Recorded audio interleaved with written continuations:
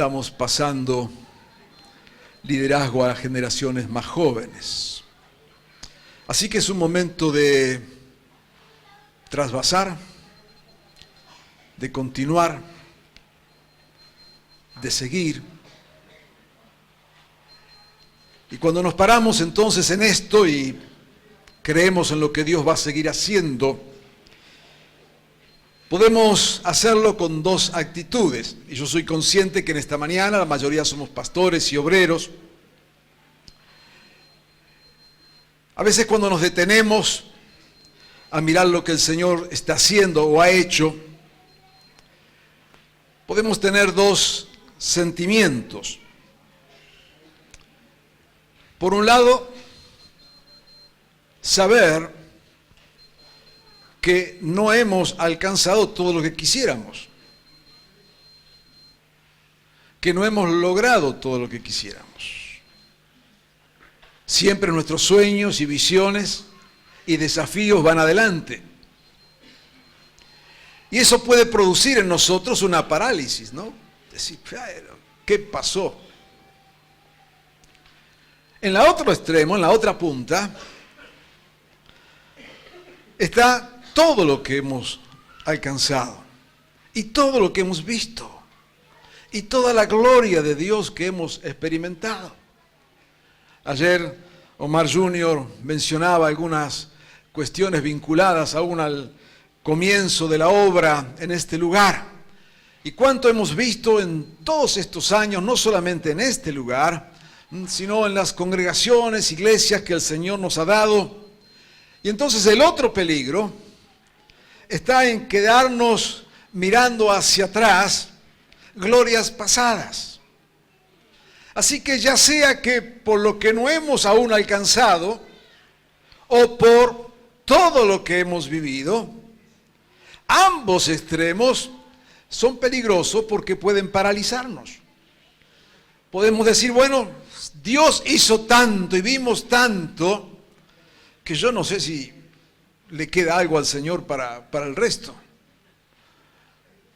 O pensar, si no lo hemos alcanzado, es porque hemos fallado tanto que algo hay en nosotros que no nos permite llegar. Ambos extremos no son correctos, no son buenos. Y en esta mañana el Señor quiere desafiarnos como ministros de un tiempo nuevo del Señor. Ayer se mencionó, y lo toco nada más para empezar, lo que Pablo le escribió a la iglesia en Filipos, allí en el capítulo 3, versículo 12, cuando le dice, no es que ya lo haya conseguido todo, o que ya sea perfecto. Sin embargo, aunque no lo he alcanzado todo, dice Pablo, y aunque no he sido perfecto, sin embargo, sigo adelante, esperando alcanzar aquello para lo cual Cristo Jesús me alcanzó a mí. Hermanos, no pienso yo mismo que lo haya logrado, pero una cosa hago, olvidando lo que queda atrás y esforzándonos por alcanzar lo que está adelante, sigo avanzando hacia la meta para ganar el premio que Dios ofrece mediante su llamamiento celestial en Cristo Jesús. Seguimos avanzando, aunque no lo hayamos conseguido todo, aunque no seamos perfectos. Y el que está hablando acá es Pablo, el que había fundado iglesias por todo el Asia Menor. Está hablando aquí Pablo, el que había trastocado ciudades enteras. Está hablando aquí el apóstol, que había revolucionado espiritualmente el mundo de la época. Está hablando aquí alguien que dijo en algún momento que fue transportado hasta el tercer cielo. Y sin embargo dice, aún así, ni lo he alcanzado todo, ni soy perfecto. Por lo tanto, no importa lo que he vivido, no importa lo que he alcanzado, transformando ciudades, levantando iglesias. No importa que he sido imperfecto, y se le nota las imperfecciones a Pablo en las cartas, a veces se enoja, no se le va la boca, se le va la mano, ¿no es cierto? Claro que no era perfecto, pero dice, a pesar de todo eso, y gracias a todo eso, sin embargo, sigo avanzando. Porque hay una meta, un propósito en Dios que siempre está delante nuestro, olvidando lo que queda atrás. Seguimos entonces hacia las metas del Señor, la que Dios te ha dado en tu ministerio, la que Dios ha puesto en tu familia, aún en tu propia vida. Seguimos avanzando. Proverbios 4:25 dice, pon la mirada en lo que tienes delante, fija la vista en lo que está frente a ti. Endereza las sendas por donde andas y allana todos tus caminos. Dios nos llama en este tiempo más que nunca a levantar nuestra mirada, a poner la mirada allí en el horizonte de Dios. Lo que Dios te ha llamado, lo que Dios hoy te desafía, aquella palabra que Dios plantó en tu corazón, es tiempo de Dios de levantar la mirada. Seguimos adelante. Dios no se ha cansado, ni te ha abandonado, ni ha cambiado de opinión. Nos ha llamado, nos ha puesto en su senda, en su camino y en sus desafíos. Y agarramos entonces la palabra de Proverbios, pon la mirada en lo que tienes delante y fija la vista en lo que está frente a ti. Es desafío de parte del Señor a no bajar los brazos. Cuando Pablo le está escribiendo aquí a esta iglesia en Filipos, está diciendo, vamos adelante, reconociendo que Dios está en el asunto. Dios me ha metido en esto, diría Pablo.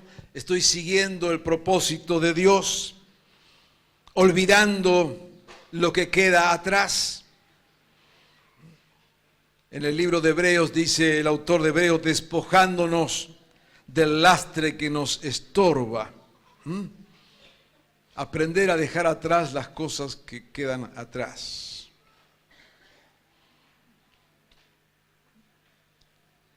Son un lastre muy grande. No hay peor cosa en el ministerio que caminar mirando hacia atrás. No importa lo que haya atrás. Si atrás hay frustración, si atrás hay dolor, si atrás hay lucha y caminas mirando eso, vas a vivir permanentemente frustrado. Pero aún si atrás hay bendición y si atrás hay gloria, vas a caminar añorando el pasado. Pero Dios tiene cosas más grandes. Es lo que Jesús le dijo a sus discípulos. Yo me voy, pero ustedes van a hacer cosas aún mayores. Y ese aún mayores no se limita ni termina hasta que el Señor venga. Así que queremos estar listos para ver cosas aún mayores que la que hemos visto. Para ser parte de cosas aún más grandes que la que hemos vivido. Y si no somos parte nosotros personalmente, creemos igual que Dios lo hará con las generaciones que Él está levantando. Con el pueblo de hombres y mujeres que sirven al Señor. El Señor irá haciendo cada vez cosas más grandes. Lo que vivimos es apenas un poquito de las cosas que Dios tiene para nosotros. Por eso el apóstol dirá, vamos a esforzarnos, vamos a ser perseverantes, vamos a poner manos a la obra y vamos a avanzar. Este es el desafío de Dios. Pero en esta mañana la palabra del Señor, tomando en cuenta ese desafío, quiere hablarnos de algo muy simple, muy sencillo. 3 fundamentos, 3 columnas inamovibles en todo ministerio. en toda obra de Dios. Y aquí quiero hablar de pastor a pastor. Sabemos lo que acabamos de decir. Dios va para adelante, Dios tiene desafíos, Dios tiene un propósito. No tenemos duda en cuanto a eso. Pero a veces somos ansiosos. Y así como ocurrió cuando Abraham recibe la palabra de Dios de que le iba a dar una descendencia, y Abraham ansiosamente trató de hacerlo a su manera.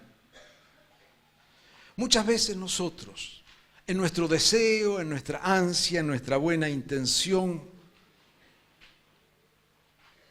podemos deslumbrarnos en el ministerio. Podemos equivocarnos. Podemos poner la fuerza donde no va. Todos queremos servir a Dios. Todos queremos hacerlo con gracia de Dios. Y todos queremos ver la bendición en las cosas que hacemos. Pero no todo camino es buen camino. Y cuando decía, hermano, quería hablarte de pastor a pastor, es porque entiendo que muchas veces vienen presiones sobre tu vida y sobre tu ministerio, que en vez de desafíos, te amargan y te frustran, o te pueden llevar por senderos equivocados. Falsos apóstoles y profetas. Tú estás trabajando allí en tu iglesia y estás con lo que Dios te dio. Y de repente aparece un ministerio que te encandila y tú quieres comparar eso que ves con tu congregación o tu iglesia y dices, yo estoy fracasando en esto. Yo no tengo ni los recursos que tienen estos, ni el avión que tiene, ni la gente que tiene.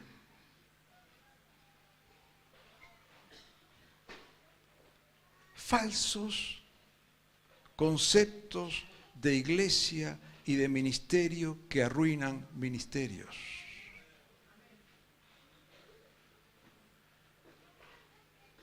Estoy harto de congresos y eventos que te muestran espejitos de colores. La iglesia no está llamada a tener éxito. La iglesia está llamada a ser fiel.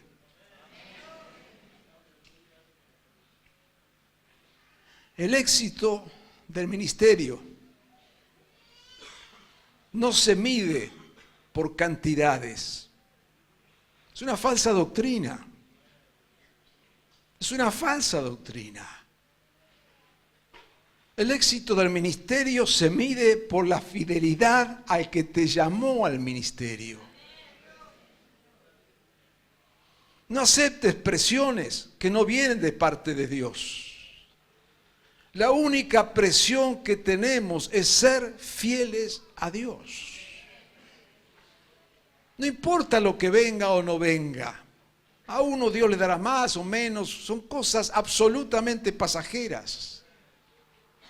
Pero cuando comenzamos a funcionar detrás de esos espejismos creados por hombres que hablan de éxitos humanos, que se ponen a comer asado delante del náufrago,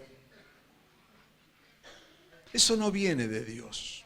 Y yo en esta mañana desearía que Dios me dé gracia para arrancar de tu corazón esas falsas expectativas que no provienen del trono de aquel que te llamó,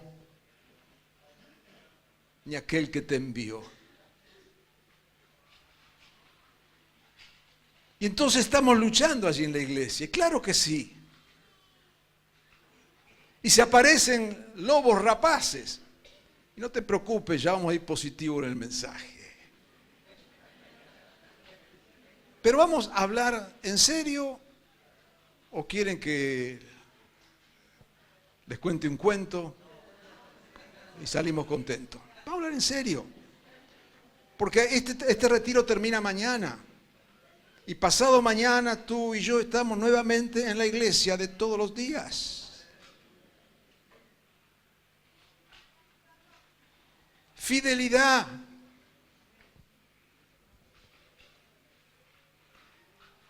Falsos apóstoles que son caciques sin indios. Y entonces andan buscando indios. Usted ve así, tienen 3.000, 4.000 personas. Eso es cualquier cosa. Indios. Porque nadie los nombró. Y como necesitan indios, andan dando vuelta, levantando pastores.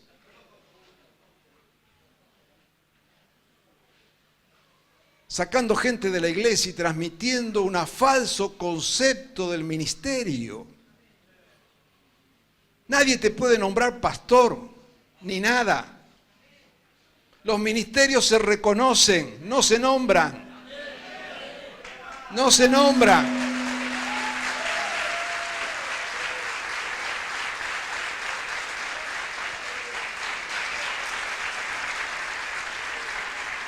¿Cómo te van a nombrar pastor si nunca ni ganaste una familia ni pastoreaste una familia? ¿Cómo te van a nombrar evangelista si nunca evangelizaste a nadie? Los ministerios no se nombran. Los ministerios se reconocen y la iglesia los reconoce. Qué fácil es venir, ¿no es cierto? Y quizás tú has perdido obrero, pero yo estoy hablando acá de pastor a pastor. Y no sangro por ninguna herida, gracias a Dios en nuestra congregación no hemos tenido ese tipo de cosas. Así que no me afecta en lo personal. Pero yo sé que algunos de ustedes han perdido obreros. Detrás de estos espejismos.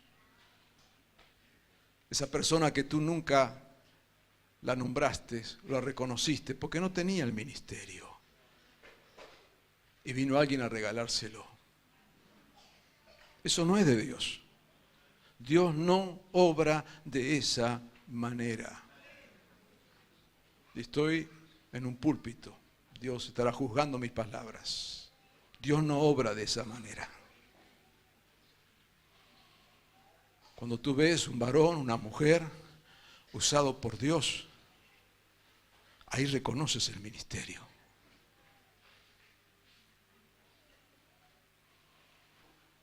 Cuando Omar Cabrera llegó a este lugar, Omar Cabrera era una mala palabra.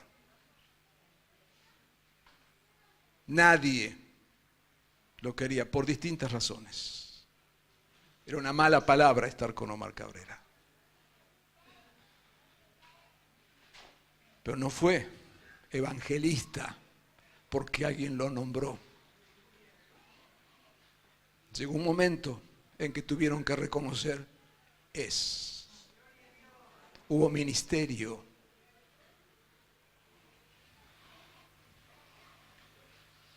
Nadie vino a decir, Juan José, me parece que es apóstol.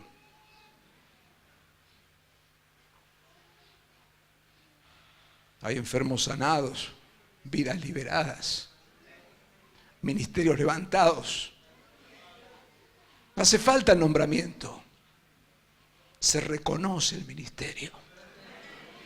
Y dice, este varón sí que es un apóstol.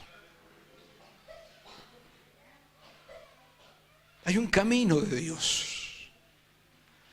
Y no podemos agarrar por atajos. No podemos hacerlo a nuestra manera. Falsas expectativas. Si haces esto, tu iglesia crecerá. Claro que todos queremos que la iglesia crezca, por supuesto. Pero no es con fórmulas. No es con fórmulas. Nuestro desafío no es que la iglesia crezca. No hay un solo texto en la palabra de Dios que hable de crecimiento de la iglesia, ni uno. ¿Pero el pastor vino acá a decir una herejía? No, no estoy diciendo herejía. Por supuesto que Jesucristo es cabeza de la iglesia. Por supuesto que Él dijo, yo edificaré la iglesia, y Él lo está haciendo. La palabra de Dios habla de extender el reino de Dios.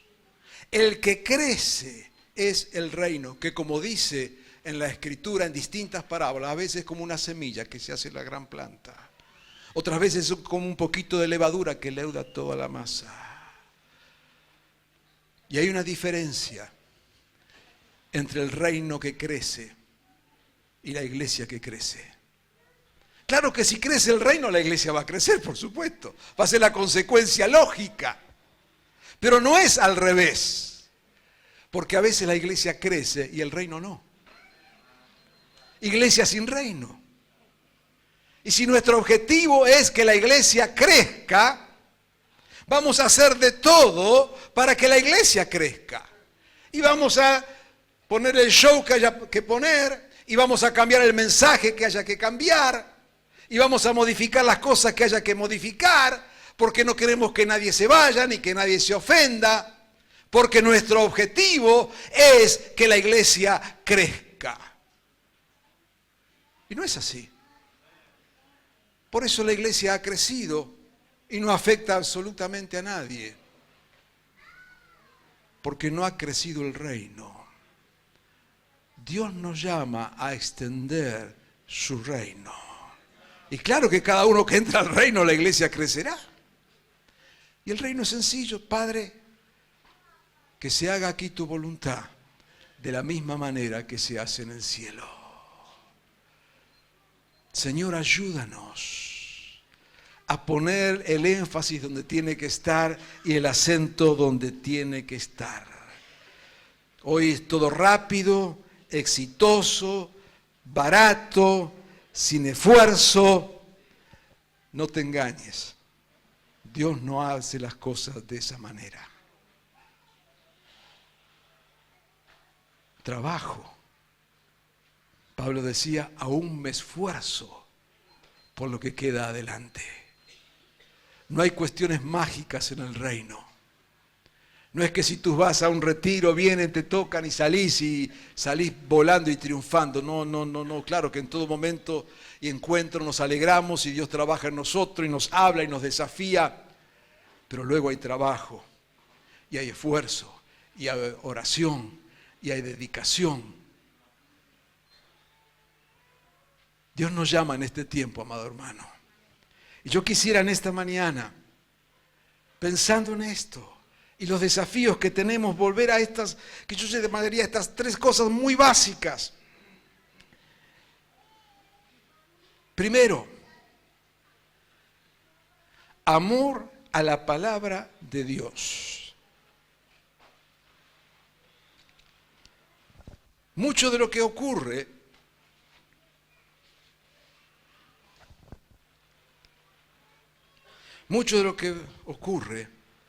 ocurre porque hay ignorancia de la palabra. La semana pasada estaba yo en Centroamérica, en Dominicana, en Caribe, mejor dicho, y había llegado 2 días antes de la reunión que tenía. Entonces me puse a trabajar en mis cosas allí en la habitación del hotel y quería escuchar una predicación y me conecté ahí con YouTube y escuché la predicación. Y de repente, veo cómo ocurre ahí cuando uno se mete a buscar cosas, y en el costado de la pantalla empiezan a aparecer sugerencias para ver. Y me puse a ver algunos famosos apóstoles y apóstolas predicando. La verdad que nunca había tenido tiempo para verlo, solamente referencias. Es desastroso. Es una herejía, pero de principio a fin. Yo digo, Señor, ¿cómo es posible que en nuestras iglesias demos lugar a estas cosas? Así que lo primero que Dios nos dice en esta mañana, amado hermano, es amor a la palabra de Dios. Y amamos la palabra porque la palabra permanece para siempre. Dice allí en Isaías, la hierba se seca y la flor se marchita, pero la palabra de nuestro Dios permanece para siempre. La palabra del Señor prevalece a través del tiempo. Dios le prometió a Abraham una descendencia: deja tu tierra, tu pariente, tu casa, te daré una tierra, haré de ti una nación grande, te haré famoso, bendeciré a los que te bendigan, maldeciré a los que te maldigan, y a través de ti serán benditas todas las familias de la tierra, y te daré a ti esta tierra y a tu descendencia. Pasaron 800 años. 800 años.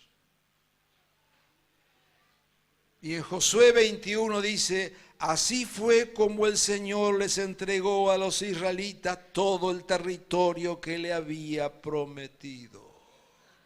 800. Claro, nosotros como leemos la Biblia, todo página por página, una detrás de otra, nos parece que vino la promesa de Abraham y 4 páginas más adelante la tierra. No, no es así.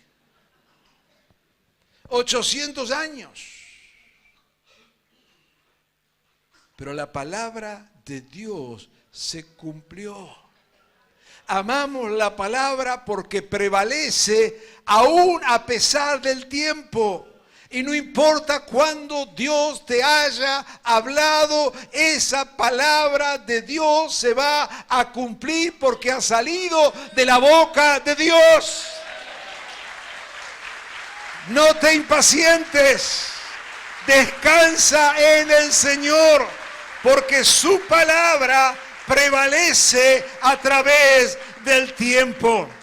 Amamos la palabra que prevalece, porque prevalece a través de las circunstancias. Dijo Dios a Abraham: Sara, tu esposa, ya no la llamarás Sarai, sino que su nombre será Sara. La bendeciré y te daré un hijo.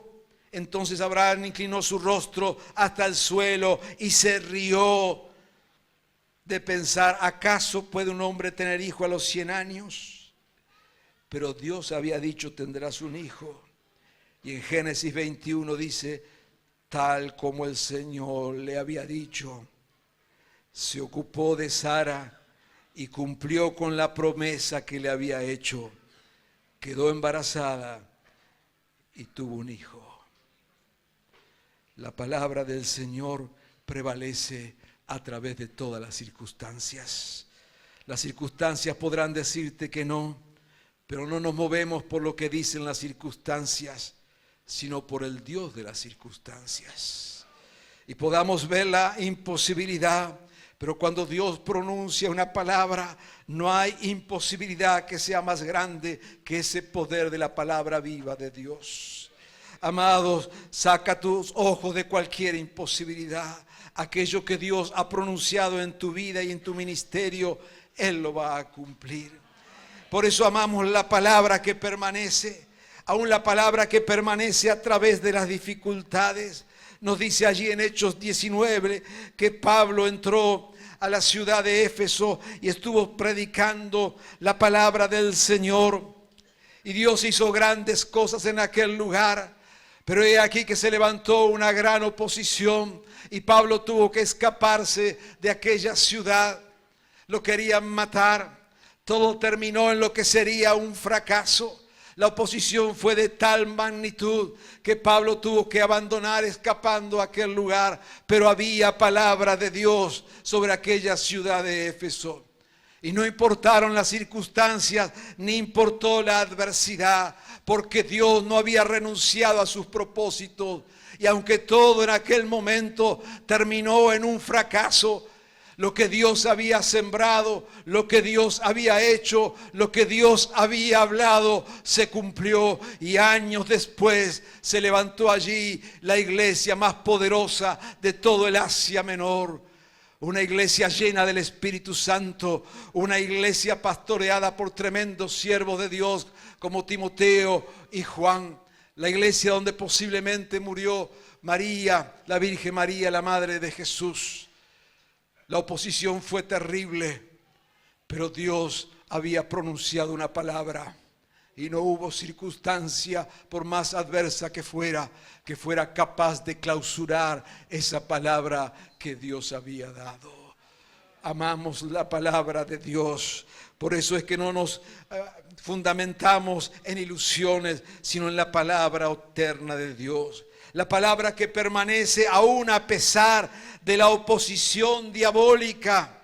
Y recordamos allí en el libro de Daniel, cuando Daniel está orando y demora la respuesta de parte del Señor, pero Dios había enviado una respuesta a su siervo. Dios había pronunciado una palabra y el diablo y sus huestes tratan de impedirlo. Pero mira, hermano, el diablo lo más que puede hacer es demorar un poquito. Pero nada impedirá que se cumpla la palabra de Dios. Aunque todo el diablo y el infierno se levante en contra tuyo, Dios cumplirá su palabra. Aleluya. Oh Jesús. ¿Cómo no amar la palabra de Dios? ¿Cómo no escuchar? ¿Cómo ir detrás de falsas ilusiones, de mercaderes de la fe, teniendo esta palabra tan sólida, tan permanente? Agárrate de la palabra, amado. Agárrate de la palabra. Porque cuando estás en el ministerio,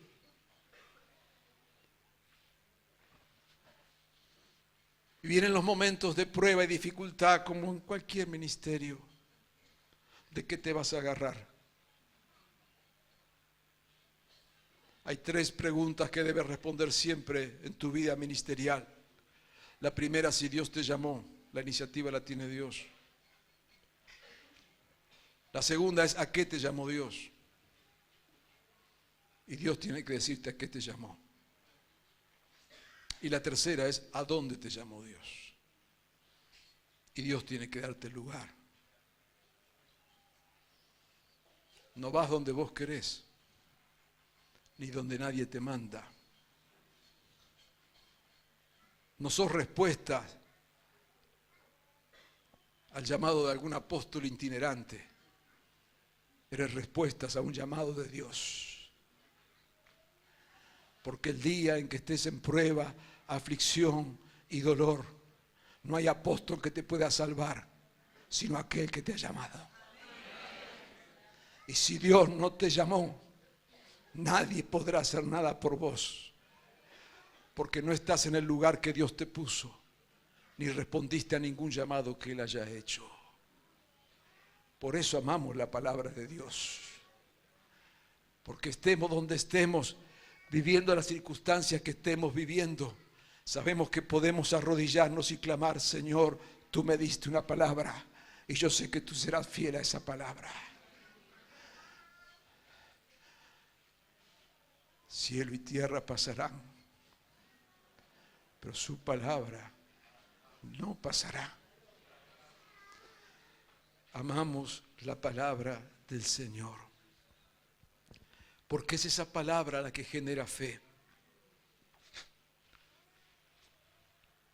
La fe es el resultado de oír el mensaje.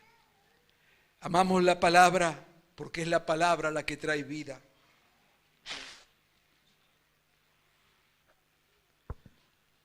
Creó los cielos y la tierra. No solo de pan vivirá el hombre, sino de toda palabra que sale de la boca de Dios. Señor, nos abrimos a tu palabra. Yo quiero en esta mañana decirte simplemente, hermano, el Dios que te ha llamado Y el Dios que te ha hablado, ese Dios es fiel. Aunque no te quede nada más que su palabra, agárrate de esa palabra, porque Dios cumplirá su palabra. Siervos del Señor para este tiempo nuevo, tomados de la palabra de Dios. En segundo lugar, vivir bajo el señorío de Cristo, que es simplemente reconocer que Él es Rey y Señor. Que lo que dice allí en Filipenses, que Dios le exaltó hasta lo sumo y le entregó un nombre sobre todo nombre, para que ante Él se doble toda rodilla en los cielos y la tierra y debajo de la tierra, y toda lengua confiese que Jesucristo es el Señor. Amar la palabra y vivir bajo el señorío de Jesucristo. Y subrayo allá la palabra vivir. Dios ha transformado nuestra vida, tenemos que vivir de acuerdo a eso. Nuestra vida debe reflejar que en verdad somos criaturas nuevas. Nuestra vida debe mostrar que algo ha hecho Dios en nosotros. Nuestro reconocerle a Él como Señor es una vida entregada a Él, obedeciendo su palabra, siguiendo su voluntad, y que eso se vea en nuestro lenguaje, en nuestra manera de obrar, en nuestro amor entre nosotros, en nuestra entrega al Señor, en nuestra santidad de vida, en nuestra integridad en lo que hacemos. Son palabras que hoy suenan un poco fuera de moda. Pero no nos equivoquemos. El reino del Señor es un reino de santidad y de integridad. Claro que uno puede hacerlo de otra manera, pero Dios no está en otra manera. Por eso en este tiempo también la iglesia necesita levantar estos valores del reino. Hay una manera de vivir como hijos de Dios. Los hermanos de mi congregación saben, porque tú hablamos mucho. Yo hace aproximadamente 3 años, 2 años y un poquito más, yo tenía Facebook. Cerré el Facebook. ¿Sabe por qué lo cerré? Porque me hacía mal ver lo que ponían miembros de mi propia iglesia. Yo no estoy hablando de nadie, estoy hablando de mi congregación. Me hacía mal.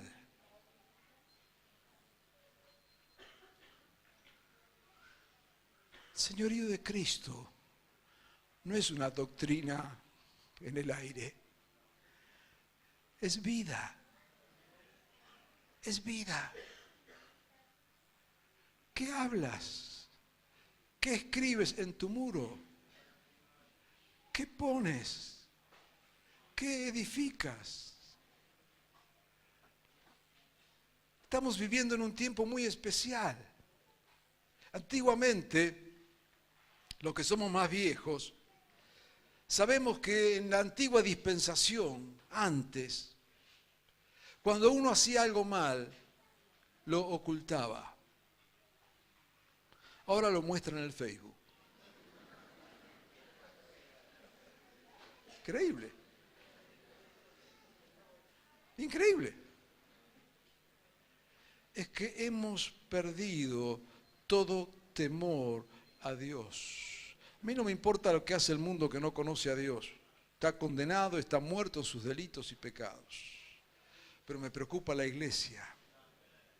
En este tiempo, amado hermano, tú que sirves al Señor, tu vida debe honrar a Dios.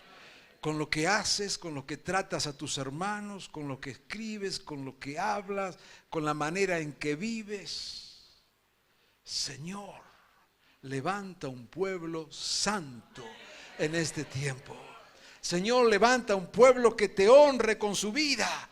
Señor, un pueblo verdaderamente consagrado a ti. amar la palabra de Dios, vivir en su señorío. Y tercero, abiertos a la obra del Espíritu Santo.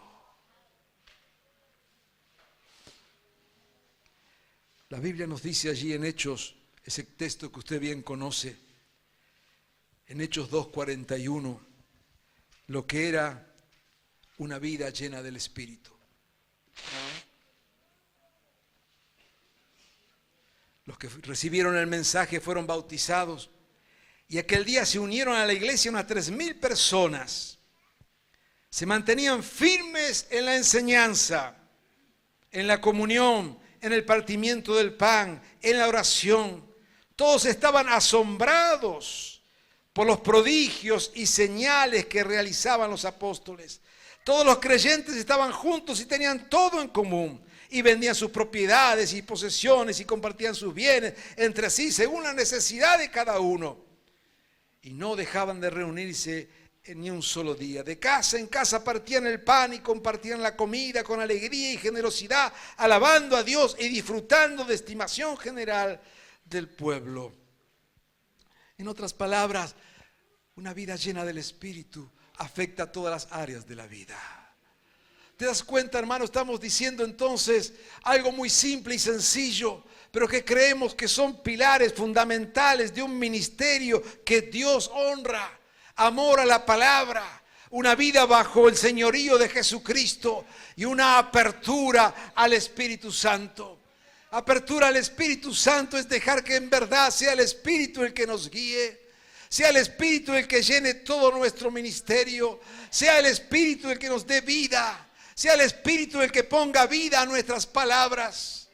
Oh, amados, no podemos dejar de depender de la gracia sobreabundante del Señor, ni de la plenitud de su Espíritu. La plenitud de su Espíritu no es meramente una enseñanza, no es una historia bonita, ni siquiera es una emoción en un momento. Es cuando el Espíritu toma control absoluto de todo lo que hacemos. Amado, tú que ministras, tú que pastoreas, tú que enseñas en una clase de escuela dominical, tú que evangelizas, debes hacerlo y debemos hacerlo llenos del Espíritu del Señor, porque es allí donde hay vida, es allí donde Dios obra. Una cosa es hablar de la fe y otra cosa es vivir la fe llena del Espíritu del Señor.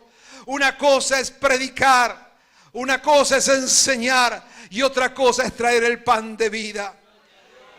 Decía alguien con mucha razón, cuando hay alguien que verdaderamente tiene hambre y tú le traes la mejor foto de un pan y le pintas ese pan y le describes ese pan y lo haces de la mejor manera y le muestras,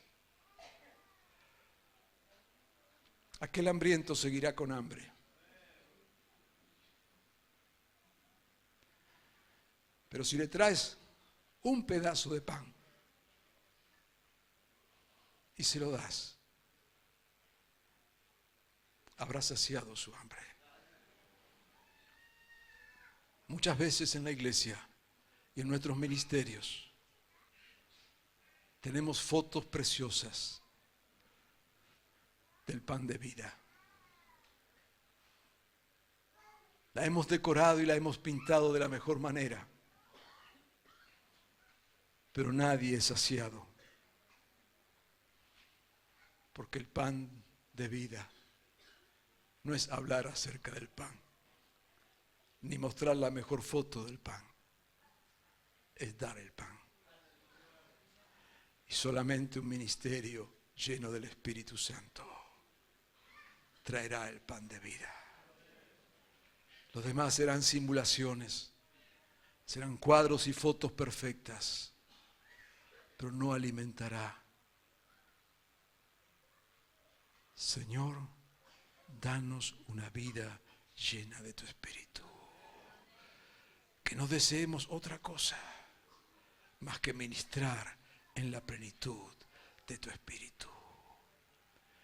Cuando vino el mover del Espíritu del Señor en la iglesia, Dios trajo una palabra. Y esa palabra tiene que ver con lo que Dios nos está hablando en estos días aquí. Está en Hechos capítulo 15, versículo 14 al 17. Y están explicando, o está explicando el autor, lo que estaba ocurriendo.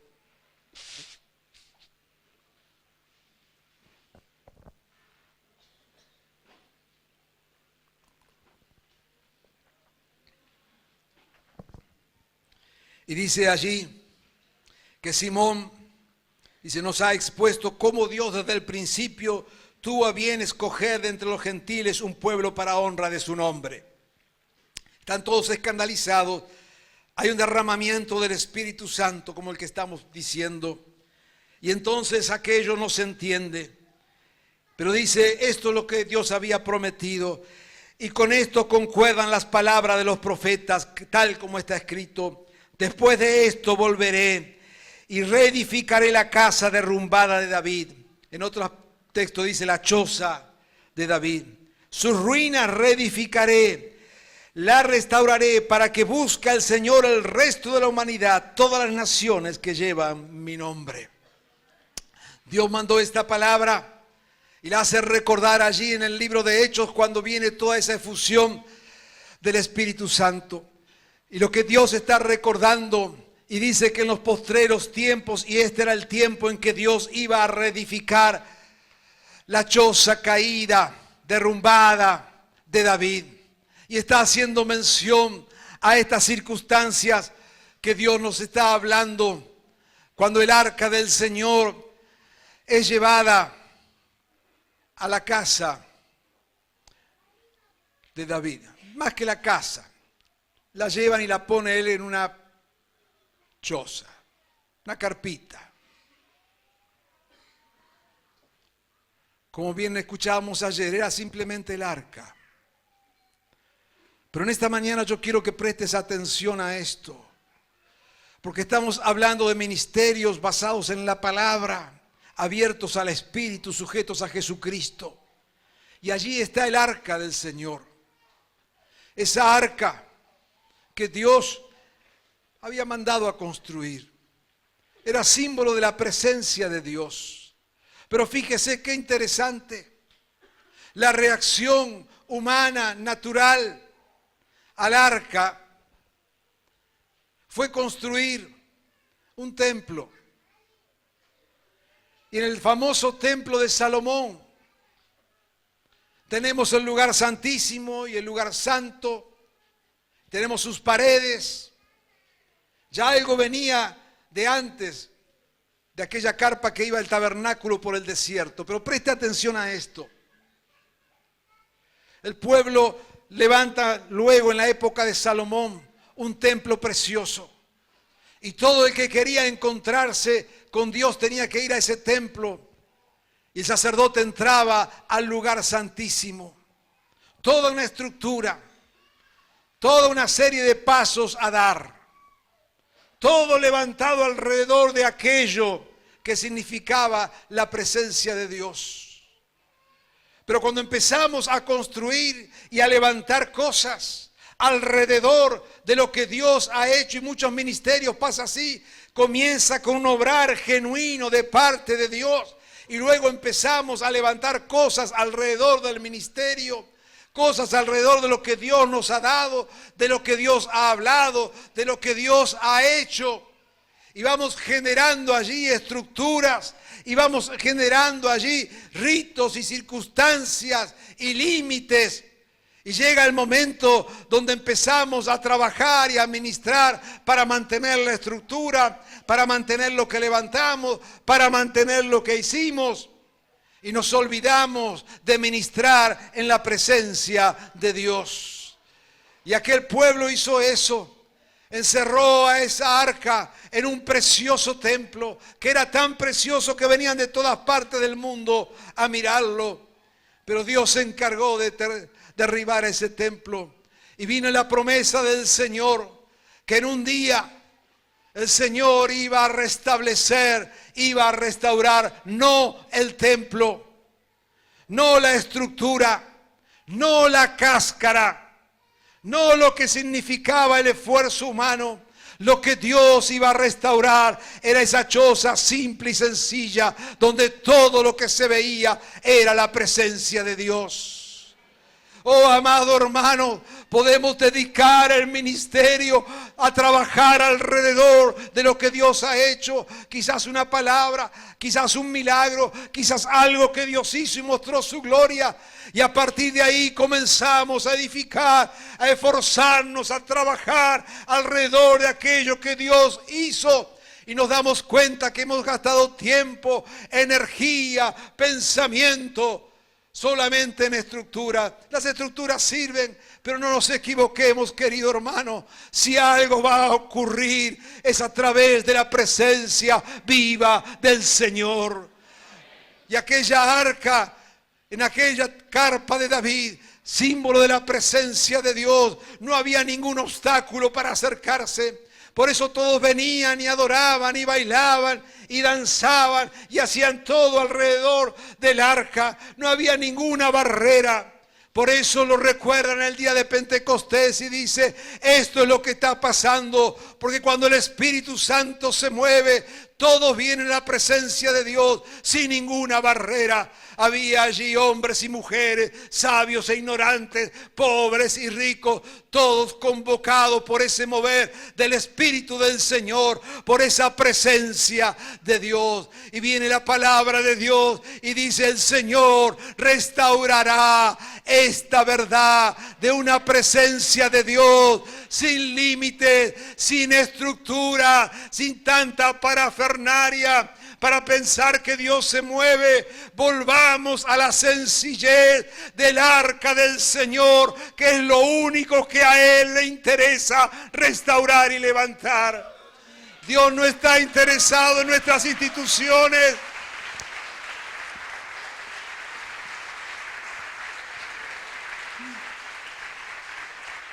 Dios no está interesado en nuestras instituciones. Dios no está interesado en ese evangelio basura que te promete riquezas y abundancia. Dios no está interesado en ese falso evangelio que te hace ver espejismo. Vas a tener un templo de 20,000 personas y toda esa estupidez. Dios viene a restaurar, no templo, no estructura, no pastores y apóstoles ricos. Dios viene a restaurar la choza de David, la presencia de Dios.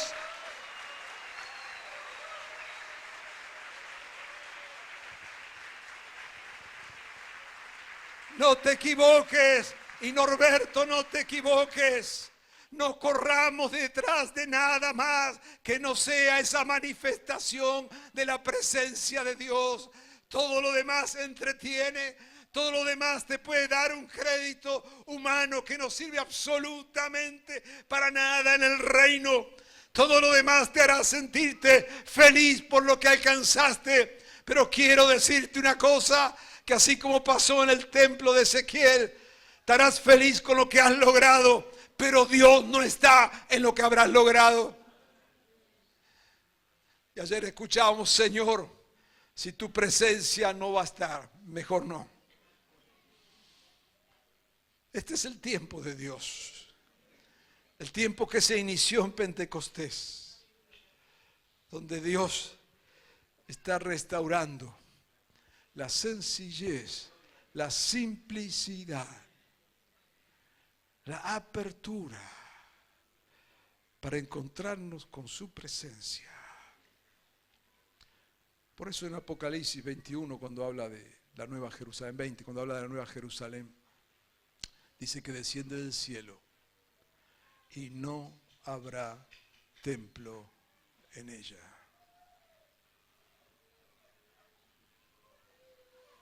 Dios no está interesado en nada más que no sea en revelar su presencia. Amados hermanos y hermanas, si esto es lo que está en el corazón de Dios, ¿qué le parece si nos ponemos en sintonía con el corazón de Dios? Y volvemos a una simplicidad de levantar su nombre, de amar su palabra, de estar abiertos a su espíritu y dejar que Dios se mueva. Ahí está el arca. No levantes nada alrededor. Deja el arca sola. Es más que suficiente. Es en su presencia donde hay plenitud de gozo. Es en su presencia donde hay pan. Es en su presencia donde vidas son transformadas. Señor, atráenos a ti. Yo quiero desafiarte en esta mañana a que puedas renunciar a todo otro paradigma de ministerio y cosas allí en tu mente y digas: Señor, anhelo que tu presencia se manifieste. Dios está, no hay que ir a buscarlo, pero muéstrate, Señor. Perdóname, Señor, cuando te he ocultado con tantas cosas que ya nadie ni cuenta se da que tú estás por acá. Pero, Señor, que en este tiempo solo tu presencia sea manifiesta. Alégrense, hermanos. Regocíjense siempre, dice el Señor, porque estoy a punto de crear un pueblo lleno de alegría. Quiera el Señor en esta mañana que podamos levantarnos en fe, renovar nuestro compromiso con aquel que nos ha llamado y decirle: Señor, que mi vida sea nada más que un canal para que tu presencia se manifieste. En esta mañana, aprovecha este tiempo para volver a lo más genuino del Señor. Aprovecha este tiempo para volver a la simplicidad de una presencia poderosa de Dios. No te quedes con la estructura. No te quedes con lo que disfraza. No te desvíes. Dios está. Y lo único que necesitamos es que Él se revele y se muestre. Donde está Dios hay salvación. Donde está Dios hay sanidad. Donde está Dios hay liberación. Donde está Dios. Señor, en este día, revélate una vez más.